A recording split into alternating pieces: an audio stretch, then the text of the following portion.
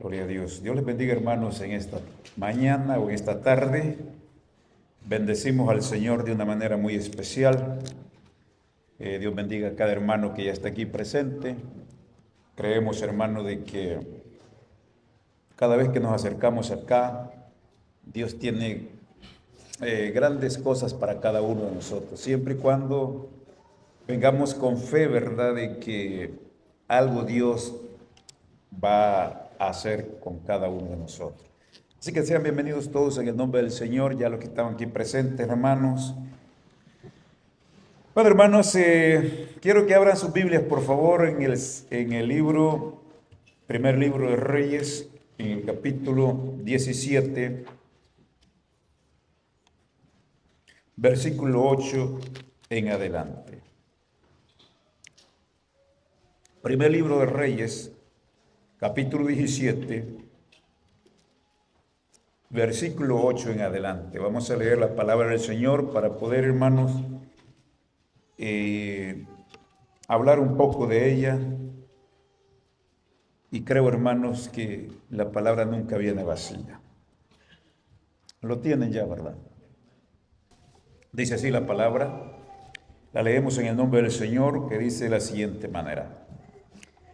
Vino luego a él palabra de Jehová diciendo: levántate, vete a Sarepta de Sidón y mora allí. He aquí yo he dado orden allí a una mujer viuda que te sustente. Entonces él se levantó y se fue a Sarepta. Y cuando llegó a la puerta de la ciudad, he aquí una mujer viuda que estaba allí recogiendo leña, y él la llamó y le dijo: te ruego que me traigas un poco de agua en un vaso para que beba. Yendo ella para traérsela, él la volvió a llamar y le dijo: te ruego que me traigas también un bocado de pan en tu mano. Ella respondió: vive Jehová, tu Dios, que no tengo pan cocido, solamente un puñado de harina tengo en la tinaja y un poco de aceite en una vasija. Y ahora recogía 2 leños para entrar y prepararlo para mí y para mi hijo, para que lo comamos y nos dejemos morir. Elías le dijo: no tengas temor, ve y haz como has dicho, pero hazme a mí primero de ello una pequeña torta cocida debajo de la ceniza, y tráemela. Y después harás para ti y para tu hijo, porque Jehová Dios de Israel ha dicho así: la harina de la tinaja no escaseará, ni el aceite de la vasija disminuirá, hasta el día en que Jehová haga llover sobre la faz de la tierra. Amén. Muy bien, hermanos, esta es la palabra para esta ocasión. Es bonito, ¿verdad? Hablar, leer estas historias, si es posible memorizarlas, meditarlas. Se siente, ¿verdad? Cuando uno las lee, cuando meditamos en ella, cómo Dios obró con aquella gente, con aquellos hombres, en tiempos difíciles, en tiempos de escasez, en tiempos de decadencia. Pero, ¿qué de nosotros? ¿Qué de usted y qué de mí? Cuando usted esté pasando una situación difícil, una decadencia, una escasez o un sequedal, como dice la palabra, ¿qué haremos en ese momento? ¿Confiaremos como estos hombres, como estas mujeres? ¿O murmuraremos? ¿O quizás dejemos todo tirado? Y quizás pensar de que no hay nada más que hacer. Pablo dice a los romanos que las cosas que se escribieron han quedado escritas para nuestra enseñanza, para que nosotros aprendamos de ellos, para que usted aprenda a confiar en Dios, para que le crea a Dios, porque le va a venir a usted la prueba, le va a venir a usted momentos difíciles, porque usted y yo no somos los niños favoritos no, a usted no le va a pasar nada. Dios siempre, hermanos, nos lleva poco a poco poniéndonos algunas cargas, pero no cargas que no las podemos llevar, para que aprendamos a confiar. O sea que el Señor quiere darnos, pero Él quiere confiar en nosotros si nosotros estamos preparados para eso o no. Entonces aquí, hermanos, tenemos a Elías y a una viuda. ¿Quién era Elías? Era un profeta de Dios, era un varón de Dios. Era un hombre reconocido por tener esa comunión con Dios, tener esa intimidad con Dios, que Dios le hablaba a este profeta. Él se comunicaba con Dios. Era un hombre, hermanos, que se dejaba guiar por Dios, se dejaba dirigir por Dios. Que también nosotros estamos supuestos a dejar que Dios dirija nuestros pasos, que Dios dirija nuestros pensamientos, nuestros deseos, nuestra voluntad, para que no caminemos en este mundo a la deriva o en desorden. La palabra del Señor dice que por Jehová son ordenados los pasos del hombre y Él aprueba su camino. Él aprueba su camino. Entonces, hermanos, Israel había entrado en una apostasía, como lo decíamos anoche. Había entrado, hermanos, en una rebeldía contra Dios. Habían sustituido el culto de Jehová por el culto de Baal.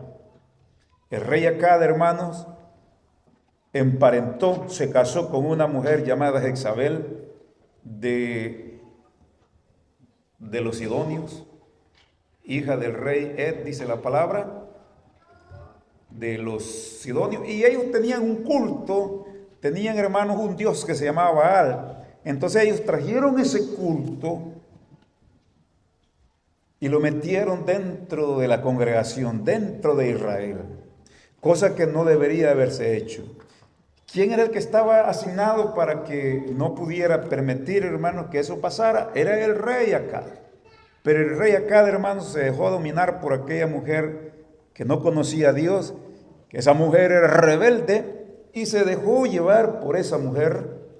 Ahora el hombre permitió que el culto a Baal entrara, y a los profetas de Jehová, los verdaderos profetas, esta mujer levantó persecución para destruirlos, para matarlos, y así destruir el culto al verdadero Dios y implementar el culto a Baal. Entonces ahora, hermanos, los profetas de Baal eran como 450 profetas y 400 profetas de Acera, dice la palabra.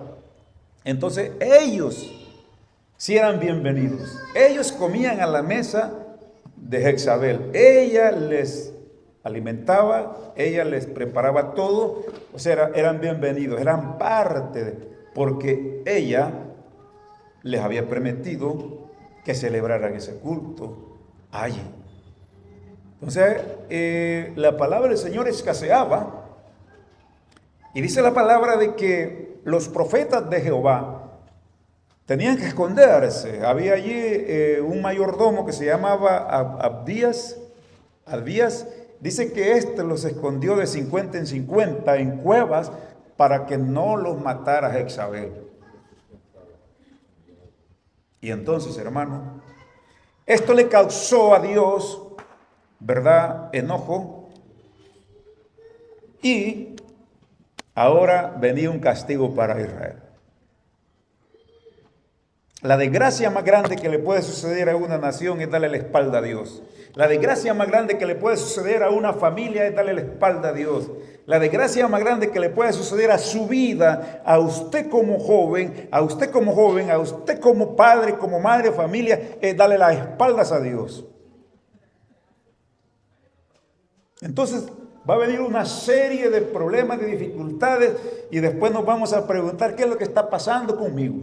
¿Por qué me sucede esto? Puede ser de que haya comenzado bien y esté terminando mal.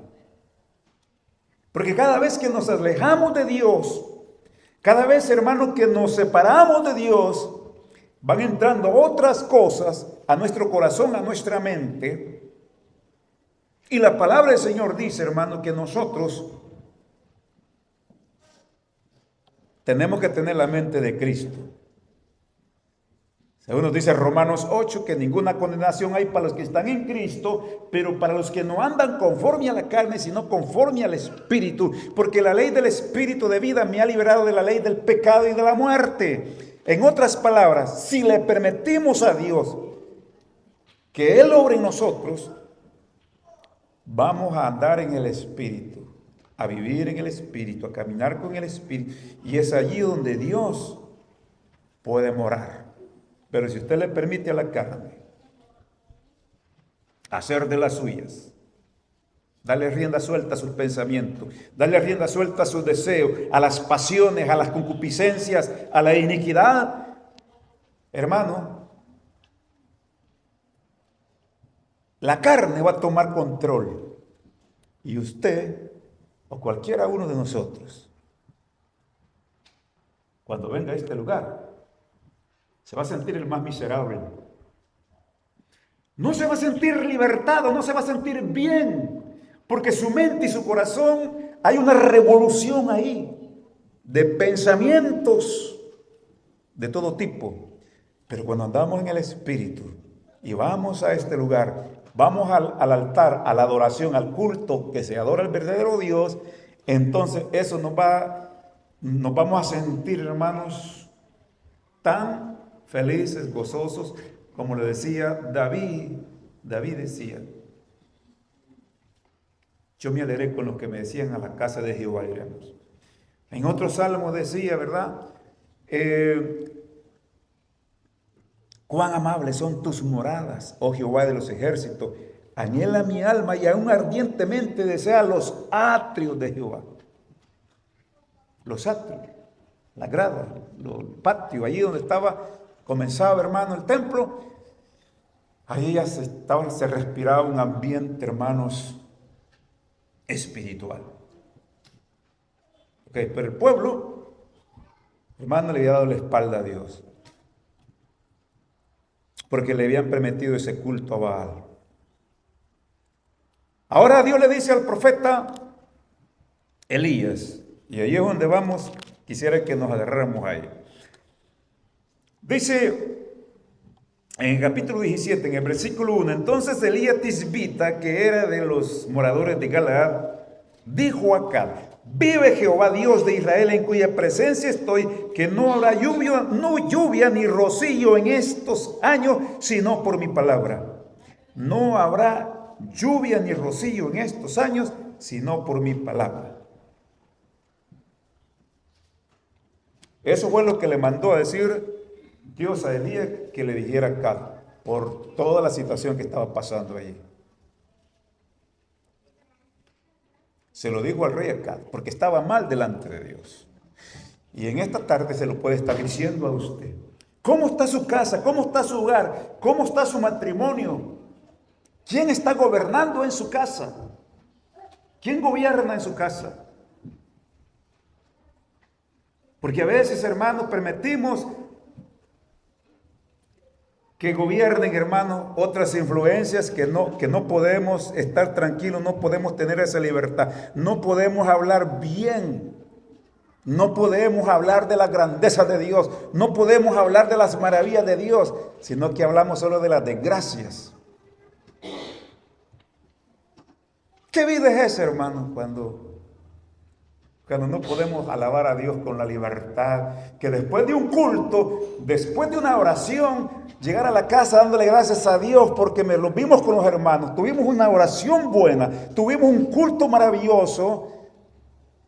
Qué hermoso es llegar a la casa y decirle gracias a Dios porque ahora vengo lleno, vengo motivado, vengo con deseo de volver.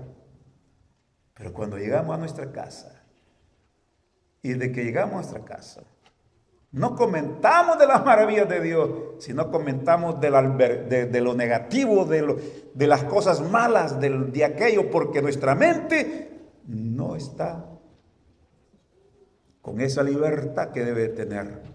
Y el pueblo de Israel, hermano, le había dado la espalda a Dios y estaba adorando a los Baales. Usted puede decir, pero yo no estoy adorando a Baal, yo soy cristiano, yo soy hijo de Dios, yo en la casa no tengo ningún ídolo, no tengo nada, pero hay muchas cosas que le están afectando su vida, su mente y su corazón. El mundo está ahí, las influencias del mundo están ahí. El viejo por viejo tiene sus influencias. El joven por joven tiene sus influencias. De alguna manera podemos ser influenciados, para bien o para mal. Entonces la pregunta que hago yo en esta tarde es, cuando usted viene en este lugar, ¿se siente usted satisfecho? ¿Se siente gozoso? ¿Se siente feliz? Pues la palabra del Señor dice, deleítate a sí mismo en Jehová y Él te dará las peticiones de tu corazón, te concede las peticiones de tu corazón. Se supone que usted se deleite aquí en Dios, en Jehová, porque este no simplemente es un culto religioso, una religión, hermano, que yo voy ahí y ya solamente, hermano, porque pues no tenía nada que hacer ahora y porque pueden decir los hermanos, ya no, yo creo que ya fulano como quizás ya no es cristiano, pero pues voy a dejarme ver ahí por lo menos hoy. Y si usted se sienta ahí todo serio, todo flácido, todo pálido, todo, hermano, detrimente, tiene que notarse en su rostro. Dice la palabra que en el corazón del justo hay, ¿qué, hermano? Hay un banquete continuo, un banquete. ¿Ves que cuando estamos en un banquete, en una fiesta, en algo que hay comida, hay alegría, va con los familiares, ¿verdad? Que es alegría y gozo allí. Hay regocijo, pero cuando no, es todo lo contrario. Entonces, hermano, Dios le dice que le diga esto acá, que no iba a haber lluvia ni rocío en esos años, y luego le dice, sino por mi palabra, y luego le da la orden, vete, le dice, al oriente, al arroyo de Queric, y allí yo voy a enviar a los cuervos para que te mantengan con pan y carne por la mañana y pan y carne por la tarde, y beberás del arroyo. Pero como la sequía era como por 3 años y medio, hermano, el arroyo se secó. Me imagino que al año ese arroyo ya se había secado. Un año de lluvia, hermano, se seca todo. Milagroso, ¿verdad? Era un milagro para que Dios le proveyera pan y carne a Elías, hermano, por medio de cuervos. Era un milagro. Se secó el arroyo, hermano, y había que abandonar ese lugar porque ya no había agua. Y es allí donde entramos, hermano, a esta parte que hemos leído. Entonces, cuando se secó, hermanos, el arroyo, entonces Dios le da la orden a Elías que se vaya a Sarepta de Sidón. Y no la mandó a una mujer millonaria, sino que la mandó a una viuda pobre que tenía solamente un poquito de harina en una tinaja y un poquito de aceite, hermano, en una vasija. Y era la última porción para cocinar la última torta de pan con aquel poquito de aceite, y era lo último para ella y para su hijo, y luego conformarse a morir porque todo se había acabado. No podía ir a donde la vecina, no podía ir a donde aquel, donde este, porque todos estaban iguales. No había. Cada quien, hermano, estaba guardando lo poquito que tenía. No lo podía compartir con el otro, porque si lo compartía, entonces le iba a faltar y se iba a morir. Entonces esta viuda solo tenía ese poquito para ella y para su hijo. ¿Y ahora qué vamos a hacer? Pero ya Dios, hermano, ya ha dado la orden a Elías. Vete a Sarepta de Sidón a una viuda, y yo he dado orden que esa viuda te sustente por el resto de la sequía que falte. He dado orden. Dios había dado orden. ¿Lo sabía la viuda? ¿Le había dado algún sueño, alguna visión, alguna revelación? Bueno, aquí la viuda se sorprendió porque ella, si Dios le hubiera dicho, mira, va a venir Elías, ella le hubiera dicho, no, si yo te estaba esperando ya. No fue así. Dios prueba la fe de cada uno, hermano. Dios ve, hermanos, la necesidad suya y la necesidad mía, hermano, y entonces nos hace pasar por momentos difíciles para ver si usted reniega, si yo reniego y si yo murmuro. Si usted murmura, entonces le estamos abriendo una puerta para que el enemigo, hermano, comience a borbandear su mente y su corazón para que no se cumpla el propósito de Dios en la vida suya. Ese cristiano, hermano, no simplemente es ir a la iglesia de vez en cuando, hermano, y yo soy creyente, y usted viva, hermano, la vida. Porque así hay muchos cristianos que dicen, yo soy cristiano, dice, pero él no depende de Dios. Depende, hermano, del chequecito que le dan, eso es todo, pero de allí de lo demás, él no confía en Dios. Y si se queda sin trabajo, ahí anda llorando. Pero cuando confiamos en Dios, yo sé que Dios va a proveer. Aunque sea este poquito, Dios no me va a dejar padecer hambre, porque Él lo puede. Porque para esto son estas enseñanzas, hermanos. Es posible que usted no se preocupe porque, quizás tengo $1,000,000 ahí guardado en el banco, así que si me echan del trabajo no hay ningún problema. ¿Quién se aflige, verdad? Tiene dinero para seguir comprando comida, seguir pagando la renta, seguir pagando la casa, seguir pagando el carro y hacer todas las demás cosas. Pero ¿qué tal si es el último dólar que tiene? Y ya no hay más. Allí sí las cosas están malas. Allí sí hay que preocupar. Pero esta gente confió en eso. En ese momento. Ahora, dice aquí, yo he dado orden allí a una mujer viuda que te sustente. Entonces se levantó y se fue a Sarepta, y cuando llegó a la puerta de la ciudad, he aquí una mujer viuda que estaba allí recogiendo leña. Y él la llamó y le dijo, te ruego que me traigas un poco de agua en un vaso para que yo la beba. Ahí se introdujo Elías, dame agua, dame un vaso de agua. Y cuando ella iba a traer el agua, la vuelve a llamar y le dice, tráeme un bocado de pan también. ¿Qué hubiese hecho usted en ese momento si era el último bocado que tenía, el último poquito? ¿Qué hubiera hecho usted? Piénselo usted, hermano. Piense usted, hermano, a mediodía en punto, después de una jornada de trabajo. Piénselo bien, hermano. Piénselo bien. Usted bien trabajado, con un grupo de trabajadores quizás ahí. Y usted ya se siente hasta desmayándose.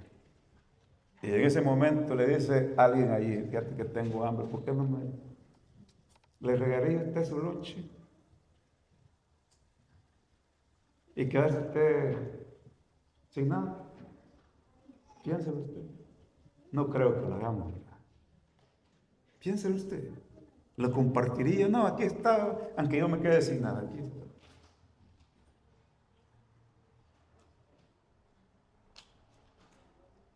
Solo piénselo, hermano. Es un desafío a nuestra fe, es un desafío a la confianza de nosotros en Dios.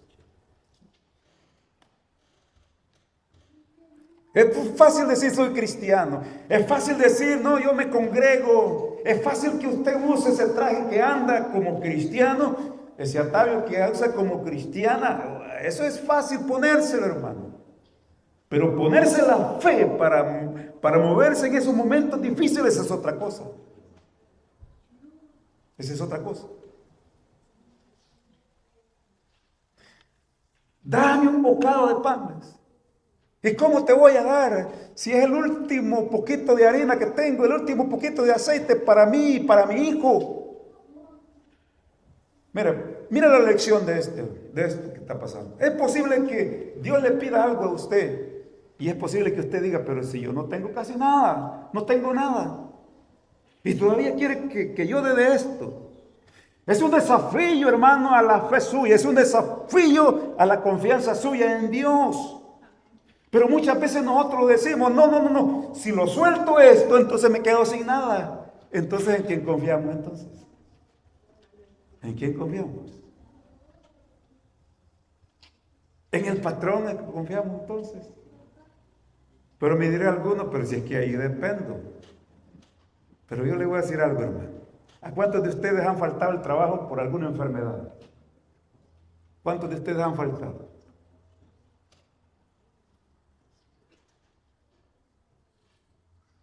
¿Y por qué usted no falta al trabajo? Porque se siente bien, ¿verdad? Pero si tantito usted perdiera la salud, no tiene fuerza de levantarse. Una fiebre, hermano, que le haga quebrantar los huesos, con un dolor de cabeza intenso, hermano, usted no se va a poder levantar. Lo que va a pedir es píldoras y tráigame una limonada y cosas por el estilo para calmar. No va a tener fuerza. Una fiebre que lo haga temblar.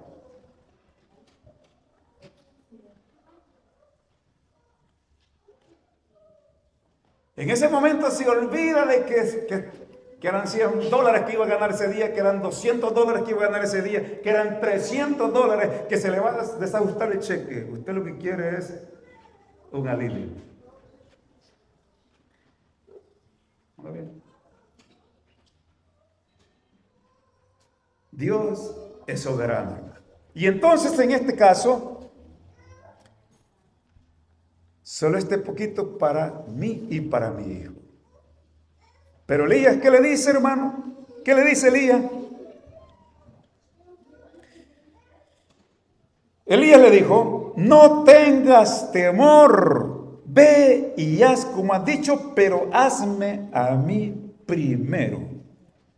No tengas temor. Haz lo que has dicho, pero dame a mí primero. A mí primero, dele al hombre de Dios primero, dele a Dios primero y lo demás vendrá por añadidura. Lo demás vendrá con abundancia porque Dios no se queda con nada de nadie. Cuando no soltamos lo que Dios nos está pidiendo, es allí donde fracasamos. Y entonces viene la escasez. ¿Y con qué cara vamos a ir delante de Dios y decirle, dame, Señor? Pero si cuando Él le pidió, no se lo quiso soltar. Escuche bien, usted madre de familia, usted padre de familia.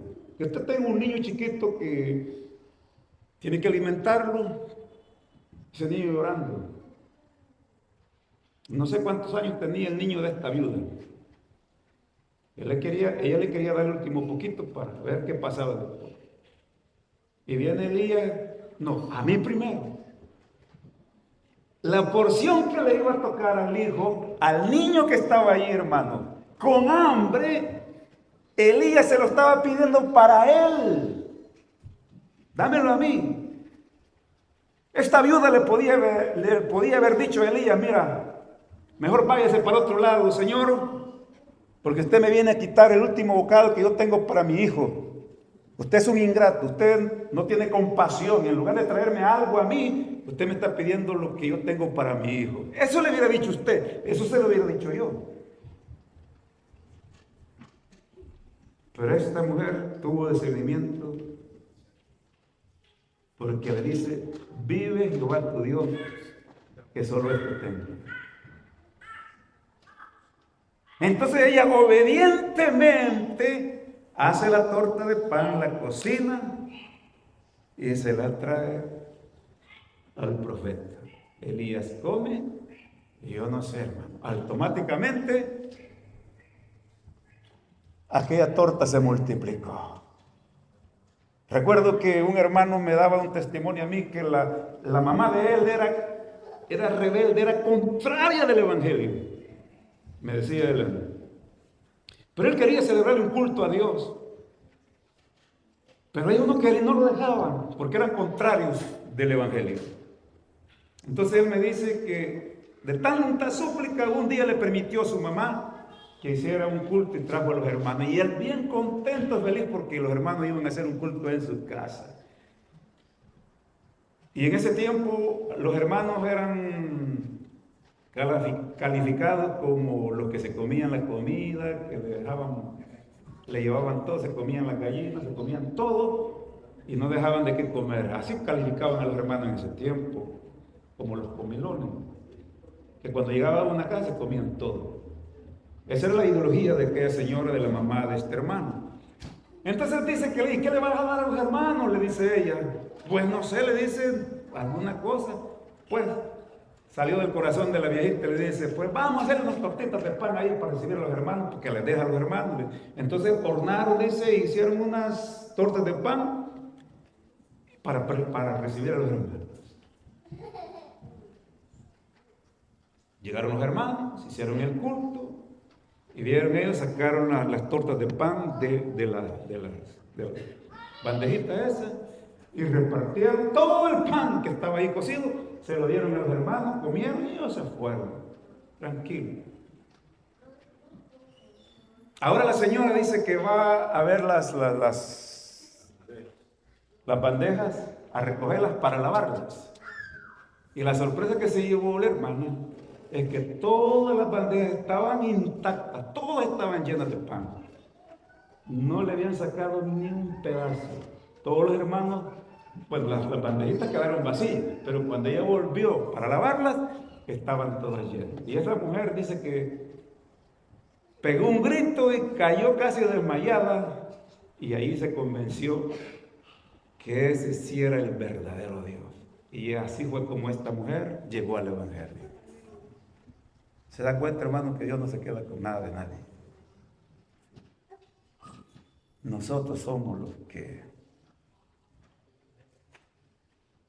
desconfiamos. Y esta mujer le dio a Elías lo que tenía para el hijo y lo que tenía para él. Tan pronto como Elías comió, dice que la harina no escaseó, ni el aceite, hermano, menguó.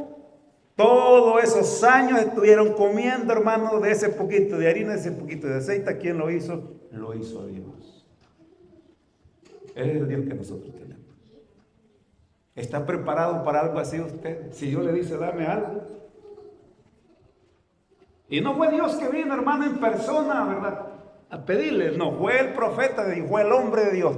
Y muchas veces desconfiamos de los hombres de Dios nosotros. Dios es soberano y Dios hace lo que Él quiere. A veces nosotros, para darle algo a alguien, hay que ver, hermano, que ya se está muriendo. Pues le voy a dar para que no se muera. Pero como lo vemos bien, dice, bien sonriente, bien contento, bien feliz, y no tiene, ¿para qué le voy a dar? Dice. Pero Dios no trabaja así. Dios ve la fe suya. Dios ve la confianza suya. ¿Cuántos quieren ser bendecidos, hermano? ¿Cuántos quieren que Dios les provea? ¿Cuántos quieren que Dios les supla sus necesidades? Entonces aprenda a confiar en Dios. No maldiga a los hermanos. Cuando vea alguna necesidad de Él, sin mirar para los lados, solamente debe gracias a Dios y Dios no le va a fallar. Dice que el que al pobre da, a Jehová presta, y lo que ha dado se lo devolverá nuevamente.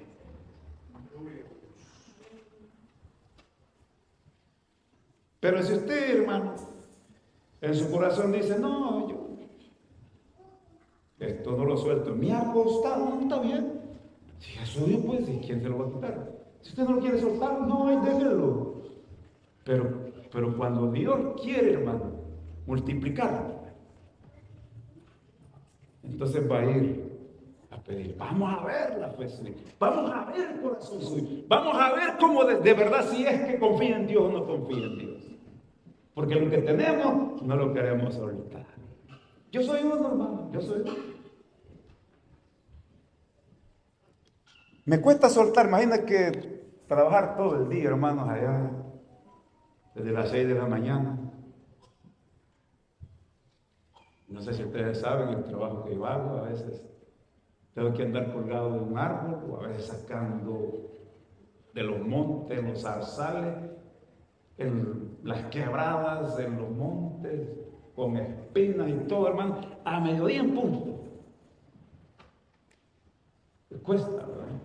Sudado, hermano. En el frío, hermanos, frisado. En la calor, hermano, casi desmayado. Y después que me lo vengan a pedir, hermano, no es justo. ¿Verdad que no es justo? Pero si yo quiero ser bendecido, hermano, ok, aquí está, Señor. Y de ahí para allá, que sea Él que se encargue de lo demás. Pero usted tiene que aprender a confiar como esa viuda. Tiene que aprender a confiar. Es posible que usted diga, este es lo que yo tenía ahorrado para el carro, este es lo que yo tenía ahorrado para casarme, este es lo que tenía ahorrado yo para comprar aquel terreno, para comprar aquella casa. Esto era, y ahora tengo que soltarlo. Confía en Dios, hermano, confía en Dios, confía en Dios. Esto es lo que tenía para el colegio de mis hijos. Y si Dios se lo pide, pero yo voy a abundar. Dios es el que provee. ¿Cuántos creen, hermano, que Dios es el que provee? Mi Dios pues suplirá todo lo que os falta conforme a sus riquezas en gloria, dice la palabra. Dios es, hermano, el que provee todas las cosas. Él dijo, el cielo es mi trono, la tierra es estrado de mis pies. ¿Dónde está la casa que me ve edificar? Mi mano hizo todas estas cosas, y todas las cosas que se ven fueron hechas por mi mano. Pero yo voy a ver a aquel que es pobre y humilde de espíritu y que tiembla en mi palabra. Gloria a Dios. Démosle gracias al Señor, hermano, por la palabra en esta hora. Oremos, démosle gracias. Padre, en el nombre de Jesús, te damos toda honra y toda gloria, Señor. Gracias por la palabra. Tu palabra es viva y es eficaz. Tu palabra, Dios mío, no falla. Tu palabra trae vida abundante, Señor. Usted nunca se ha quedado con nada de nadie, Señor. Usted, al contrario, quiere bendecir. Usted quiere bendecir con bendiciones espirituales, con bendiciones celestiales. Usted quiere bendecir, Señor, con abundancia para que nadie, Dios mío, pase escasez. Ya sea escasez espiritual o escasez terrenal, Dios quiere proveer y quiere que bendecir. Y si usted no provee por alguna razón, es porque usted nos quiere dar una enseñanza. Es porque quiere, Señor, que aprendamos algo. Muchas veces las puertas se cierran, no es para nuestro fracaso, sino para darnos una lección. Unas veces las puertas se abren porque ya usted y yo estamos preparados para entrar por esa puerta. Padre, muchas gracias en el nombre de Jesús por la palabra. En el nombre de Cristo Jesús.